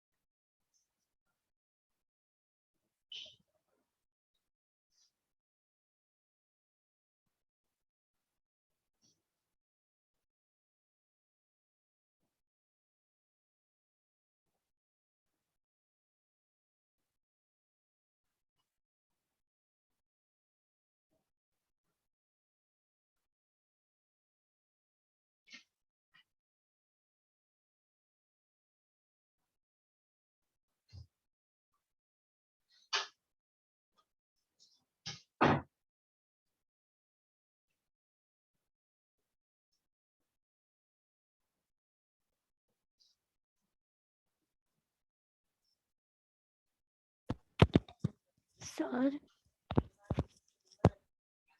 चलो अभी हम इसका इंडिफरेंस पॉइंट ढूंढने का ट्राई करेंगे। फॉर्मूला मैंने दिया हुआ है। ईबीआईटी का आंसर ढूंढना है। इंटरेस्ट पहले में 5 लाख है, दूसरे में नहीं है, वो हम करेंगे। फिर मैं प्रूव भी करूंगा कि वो जो भी आंसर आएगा वहां ईपीएस दोनों ऑप्शन में सेम होगा। हम प्रूव करके दिखाऊंगा। प्लान 2, अच्छा देखो प्लान 2 सिंपल है। देखो प्लान 2 में ये कौन है देखते हैं, जरा चेक करते हैं। ये पूजा, या पूजा आप चेक करो ना, नंबर ऑफ शेयर्स तो मैंने 10 लाख ही है प्लान 2 में। देखो एग्जिस्टिंग शेयर्स होते हैं दोनों में आते हैं, 10 लाख इधर 10 लाख इधर। तो मुझे क्या बोला है, आप जो 50 लाख रुपीस रेस कर रहे हो उसके पास आपके दो ऑप्शन है, इधर डिबेंचर से इश्यू किया या 1 लाख शेयर आपने 50 में इश्यू किया। तो नंबर ऑफ शेयर 1 लाख। देखो प्रॉब्लम पढ़ो ना, वहां से मिलेगा ये। Read this. Company is choice of raising 50 lakh either by sale of 10% debenture, ये मेरा ऑप्शन 1, और by issue of additional shares of 50। अभी देखो 50 लाख डिवाइड बाय 50 करो तो 1 लाख शेयर्स मिलेंगे। नंबर ऑफ आई ये 50 लाख डिवाइड बाय 50 करने का, चलो तो आपके लिए इधर कर देता हूँ। 1 लाख कैसे आया, क्योंकि शेयर्स में 50 रुपीस में इश्यू कर रहा हूँ, वो चाहिए 50 लाख। तो देखो ये कैसे आपके लिए, चलो इधर ये भी कर लेता हूँ। 50 लाख और एक शेयर 50 में इश्यू हुआ है, मतलब मेरे नए 1 लाख शेयर इश्यू हो गए। ये वही मैंने किया, 1 लाख शेयर इश्यू हुआ। तो 10 लाख तो ऑलरेडी था, 1 लाख नया इश्यू हुआ, तो अभी मेरा ऑप्शन 2 में नंबर ऑफ शेयर 11 लाख हो जाएंगे। पूजा को समझ में आया? ये चेक कर लो, पूजा का डाउट था कोई, चेक करते पूजा। ओके चलो यस हो गया। अभी देखो अभी हम क्या करेंगे, अभी हमें ये दोनों प्लान का इंडिफरेंस पॉइंट ढूंढना है। उसके लिए मैंने फॉर्मूला दिया। अभी देखो फॉर्मूला में ईबीआईटी बराबर माइनस इंटरेस्ट, तो इसमें इंटरेस्ट है 5 लाख। अभी 1 माइनस टी, टैक्स तो है ही नहीं, इवन प्रेफरेंस डिविडेंड भी नहीं है, तो वो सब तो नहीं लिखेगा तो भी चलेगा। फिर भी नील नील करके हम आगे बढ़ जाएंगे। देखो अभी कैसे करता हूँ उसमें फाइनेंशियल डिफरेंस पॉइंट नाउ ढूंढता हूँ। Calculate financial difference point.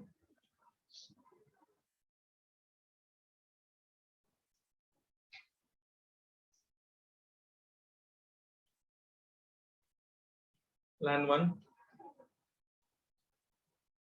बराबर, फॉर्मूला मैंने भी दिया आपको, ईबीआईटी माइनस इंटरेस्ट बराबर into bracket 1 minus T minus preference dividend, पूरा फॉर्मूला भी लिखा था मैंने। ये ईपीएस का ही फॉर्मूला है, divide by number of equity shares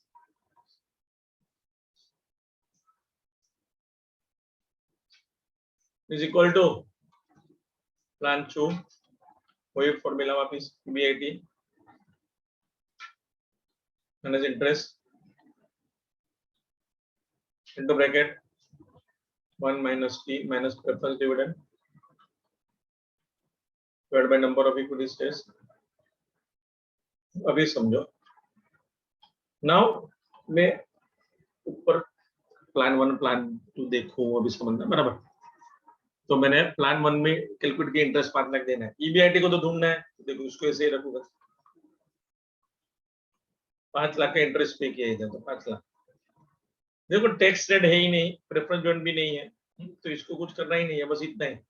divide by number of equity share, देखो पहले ऑप्शन में number of equity share 10 lakh है। इधर में जाओ तो इधर मेरा हो जाएगा आंसर ईबीआईटी बराबर, वो तो ढूंढना है। इंटरेस्ट तो है ही नहीं इधर, नील, बाकी ये सूद भी नहीं है। तो इधर नंबर ऑफ शेयर्स हो गया मेरा 11 लाख, सिंपल। तो इसको मुझे सिंपलीफाई करना है, तो I get my required answer of EBIT. अभी वो करूंगा मैं धीरे धीरे, आप इतना तो लिख लो। इसको सिंपलीफाई करेंगे। इसमें देखो टैक्स रेट नहीं है, प्रेफरेंस डिविडेंड भी नहीं है, तो उधर कुछ नहीं किया, जो था उतना लिखा मैंने।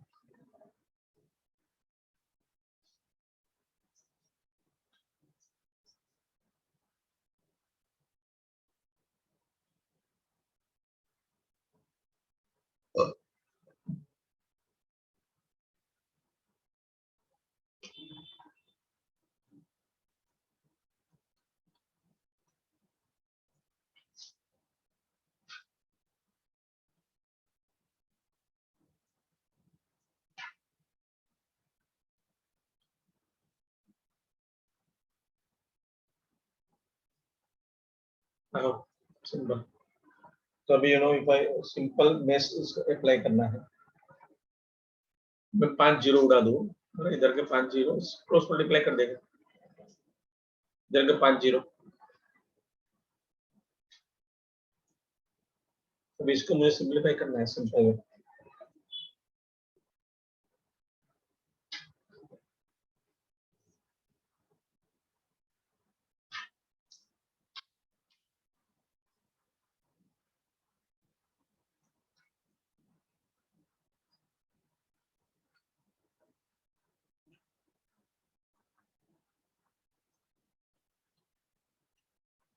क्रॉस मल्टीप्लाई ले लेते हैं सीधा।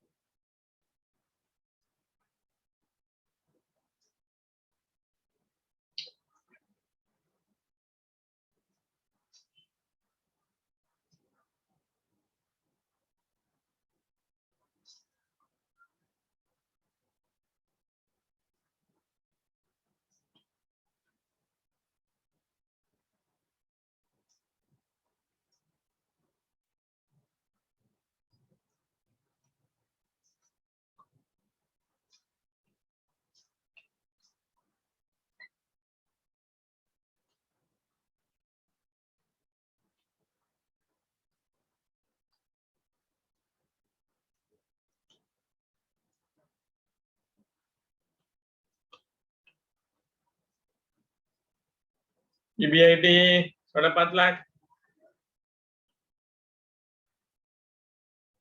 ये हो गया मेरा फाइनेंशियल डिफरेंस पॉइंट का आंसर। मैं प्रूव भी करूंगा कि ये लेवल पे दोनों ऑप्शन का ईपीएस सेम होगा, वही तो ये मेरे सब है, इसको बोलते हैं फाइनेंशियल डिफरेंस पॉइंट।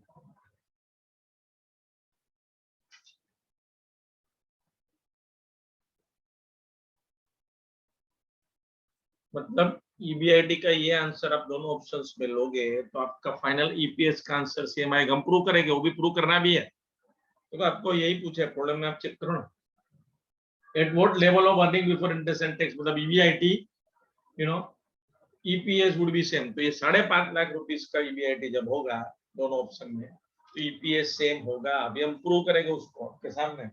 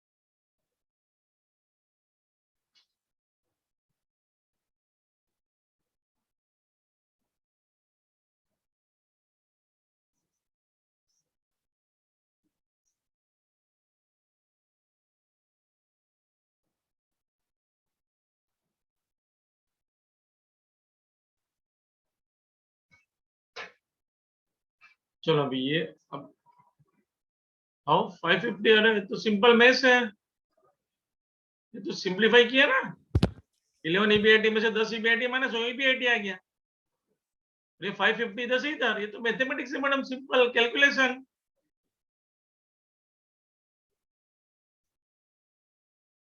इधर 5.5 लाख इधर के इधर चला गया। ओके, ये तो सिंपल मैथ्स है, ये सिंप्लीफिकेशन तो एकदम सिंपल मैथमेटिक्स है, क्रॉस मल्टीप्लाई। और अभी हम प्रूव करेंगे कि ये 5.5 EBIT के लेवल पे दोनों ऑप्शन का EPS सेम होगा। अभी प्रूव करना भी है। देखो last line, verify your answer by calculating EPS। देखो ये सिंपल में से 11 EBIT का 10 माइनस 5.5 के 5.5 खत्म। क्रॉस मल्टीप्लाई किया है, नथिंग ग्रेट। 5.5 लाख कैसे है भगवान, ने मल्टीप्लाई किया ना। अरे यार तुम लोग देखो 11 into 5 lakh, I think okay ये 55 लाख होगा। 55 लाख आ रहा है। हाँ सॉरी 55 लाख, एक जीरो ज्यादा है, नो प्रॉब्लम, एक जीरो ज्यादा है, 55 लाख है। यस 1 मिनट, 55 लाख, ये भी 55 लाख। यस 55 लाख करना है मैडम। ये 55 लाख।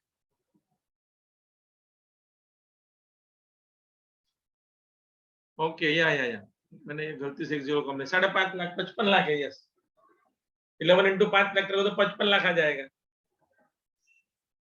EBIT 55 लाख, तो जीरो भी उड़ा देते हैं।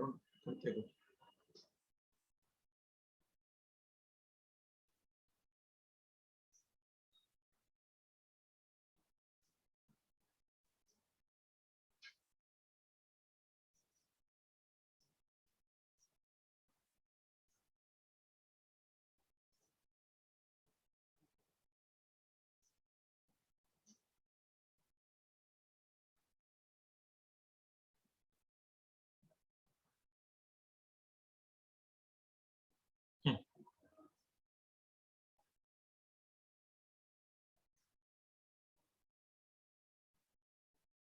55 लाख बराबर, 55 लाख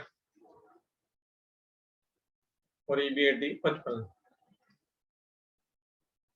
ये सो भी 55 लाख, गलती से एक जीरो कम लिखा है। चलो ठीक है, EBIT मतलब फाइनेंशियल डिफरेंस पॉइंट 55 लाख। तो ये कैसे किया, 11 into EBIT 11 EBIT 11 into 5 lakh 55 lakh, ये 10 EBIT लाइक दैट।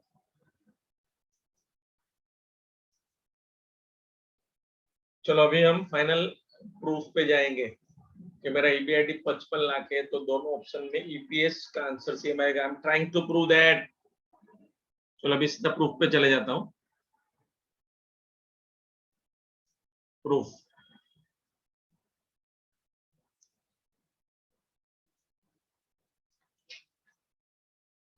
ऑप्शन 1 समझना, ऑप्शन 2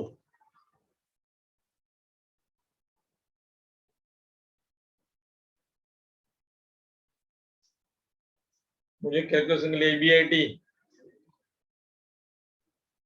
55 लाख लेना है।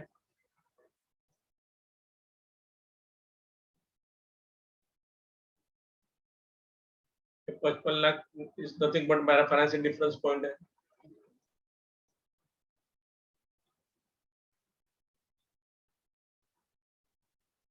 अभी देखो पहले तो इसमें से माइनस इंटरेस्ट, मैं पहले ऑप्शन में मैं 5 लाख का इंटरेस्ट भरता हूँ, दूसरे ऑप्शन में I am not paying interest. तो यही हो गया मेरा, देखो कोई टैक्स नहीं है, कोई प्रेफरेंस डिविडेंड भी नहीं है, तो यही हो गया मेरा प्रॉफिट फॉर ईएसएच। इसमें 50 लाख, इसमें 55 lakh. Number of equity shares, पहले ऑप्शन में 10 लाख,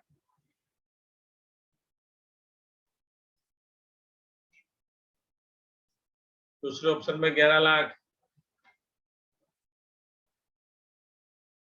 तो finally answer EPS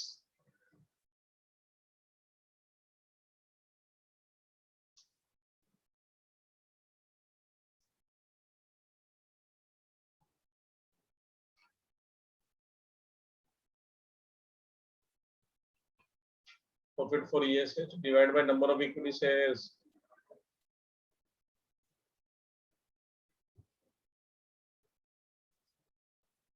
₹50 lakh divide by 10 lakh, ₹5, 55 lakh divide by 11 lakh, ₹5। क्योंकि EPS दोनों में सेम आया। यस यही मीनिंग है, इधर भी 5 इधर भी 5। इसके से कोई भी बीबीआईटी लोगे तो दोनों में ईपीएस सेम नहीं आएगा। ये प्रूफ हुआ कि मेरा 55 लाख का आंसर ही फाइनेंशियल डिफरेंस पॉइंट है।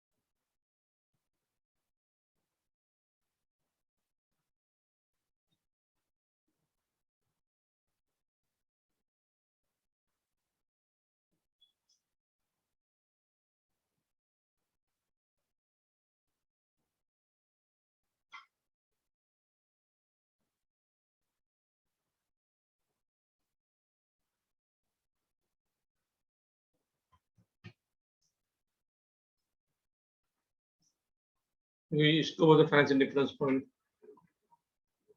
ईबीआईटी का वो आंसर जहाँ दो हमारे ऑप्शन से ईपीएस सेम है, ईपीएस इधर भी 5 इधर भी 5।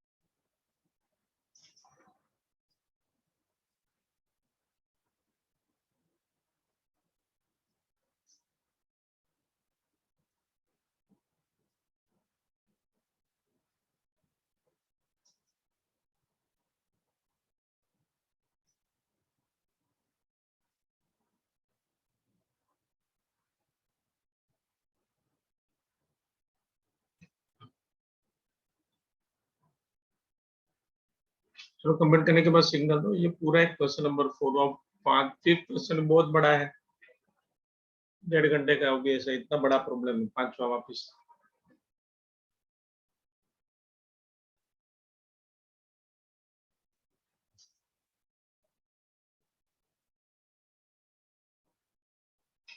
कंप्लीट करो और सिग्नल दो। हमने प्रूव कर लिया कि ईपीएस दोनों ऑप्शन में सेम है, 5 रुपीज।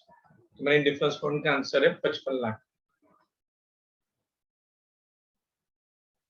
तो ये सब कहाँ से लिखा हमने? जो पहले टेबल बनाया था ना, वहां से आते हैं। आपको मैं से अप्लाई करो, मैं पहले ही प्लान 1 प्लान 2 बना दिया था। अब जब क्वेश्चन स्टार्ट किया था वो टाइम में मैंने पूरा कैपिटल स्ट्रक्चर क्रिएट किया था, वहां से सब ले लेने का अमाउंट फटाफट। देखो ये बनाया था ना ऐसा कि प्लान 1 में इंटरेस्ट 5 लाख है, नंबर ऑफ शेयर 10 लाख है। आई होप प्लान 2 में इंटरेस्ट है ही नहीं, लेकिन नंबर ऑफ शेयर 11 लाख है, तो वही हमने यूज किया और वही सबसे। और ईबीआईटी का आंसर मुझे मिल गया था 55 लाख। तो क्या किया, 55 लाख इधर, इधर भी 55 लाख, दोनों में माइनस इंटरेस्ट, इधर 5 लाख, इधर नील, इधर हो गया 50 लाख, इधर हो गया 55, इधर नंबर ऑफ शेयर 10 लाख है। देखो ये नंबर ऑफ शेयर है, इधर 11 लाख है, तो डिवाइड कर दिया तो ईपीएस मिल गया। वो कुछ सेम आना चाहिए। यस 5 है, इधर भी 5 है,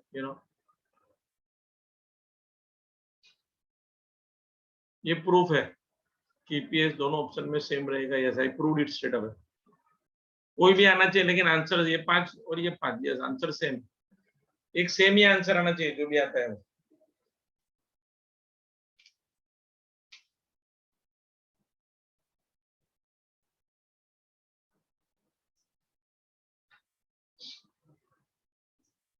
अभी नेक्स्ट जो प्रॉब्लम है 5वां, उसमें तो ऐसे 3 आपको फाइनेंशियल डिफरेंस पॉइंट ढूंढने हैं, ऐसा प्रॉब्लम है। You have been given 3 plan, तो 3 प्लान को कंपेयर करते हैं तो 1 2 2 3 1 3 ऐसा करके 3 बार ऐसे आंसर ढूंढने financial difference. Sir next problem ऐसा है।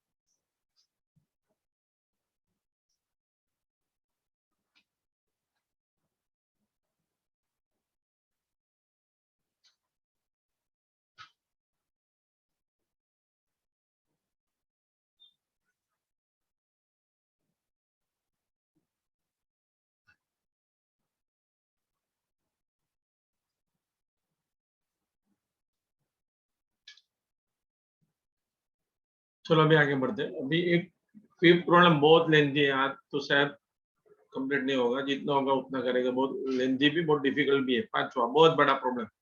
Now we enter to question number 5। धीरे धीरे पढ़ते हैं।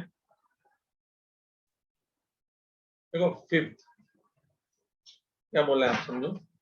A steel manufacturing company is planning to expand its assets by 50%। अभी समझो, आपको एक बैलेंस शीट दिया है प्रॉब्लम में, तो असेट का टोटल 12 लाख है।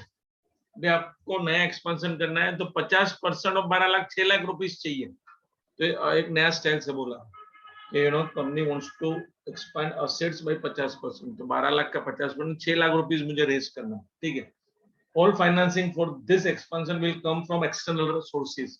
आप बाहर से मनी लाओगे 6 लाख, ठीक है। एक्सपेंशन से होगा कि एक्सपेंशन विल गिव और will generate additional sale of 3 lakh. मतलब आपने एक्सपेंशन किया तो 3 लाख का सेल बढ़ेगा, with return of 25% on sale before interest and tax.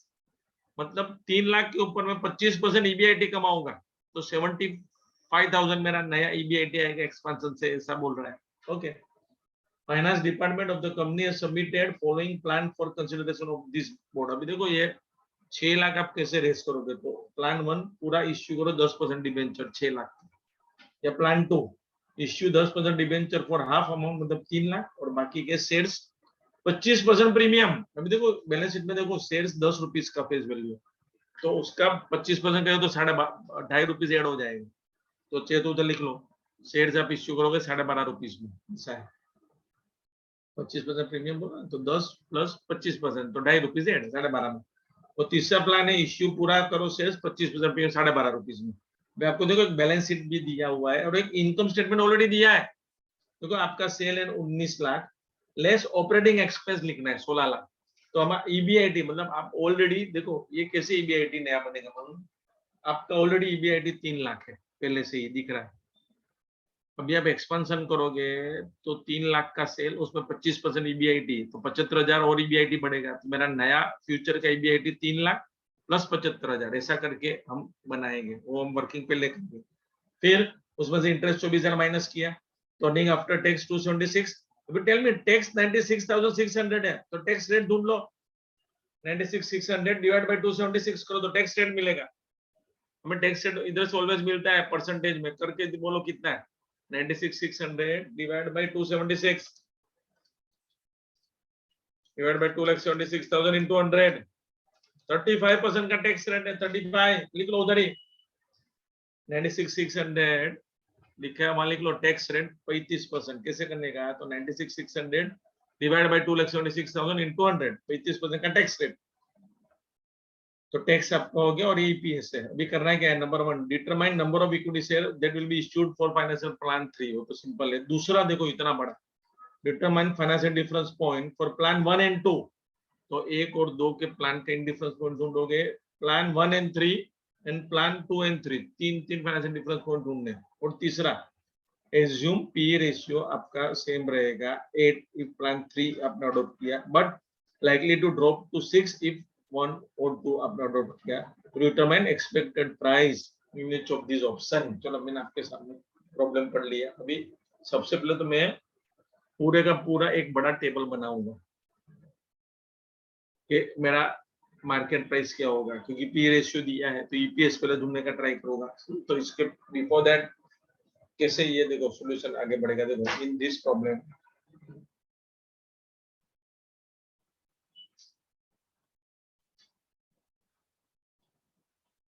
existing total assets are tell me rupees 12 lakh,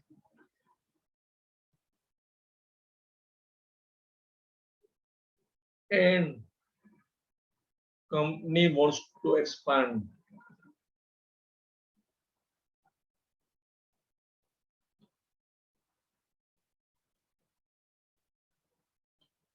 its asset by 50%, which means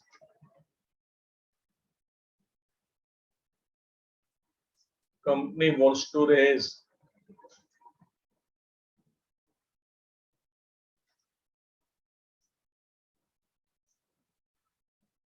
additional fund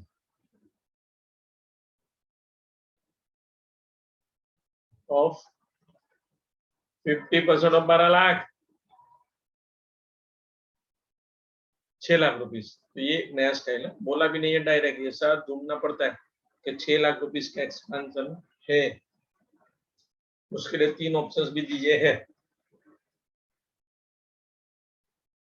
अभी आप सबको पता है 6 लाख इधर में डिबेंचर इश्यू करके करूंगा या इक्विटी डिबेंचर या खाली शेयर्स, तो पहले तो मुझे ईबीआईटी चाहिए, वो लिस्ट है, इसमें ईबीआईटी कौन सी शेयर जाएगी, एग्जिस्टिंग ईबीआईटी प्लस नया ईबीआईटी ऐड करूंगा, वो मैं करता हूँ बाद में, इतना लिख लो।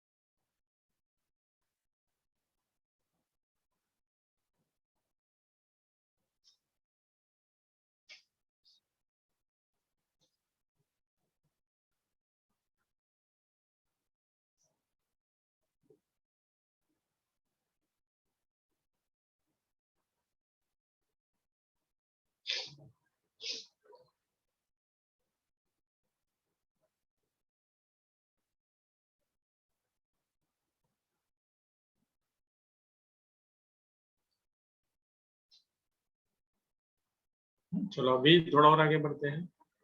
इफ आई एक्सपांड, एज बोला है क्लियर कट, तो सपोज आप एक्सपेंशन करोगे तो आपका सेल 3 लाख बढ़ेगा और ईबीआईटी 25%। देखो सेंटेंस में बोला है, second line, expansion will generate 3 lakh का extra sale, return 25% of EBIT, जो लिखता हूँ after expansion sale will increase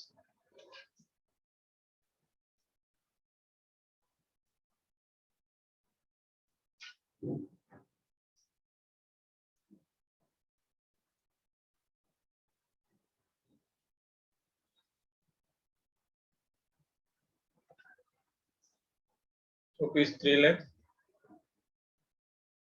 and company will earn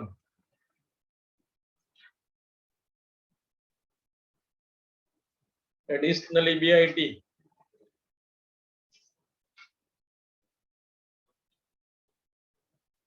of 25% of 3 lakh is 75,000.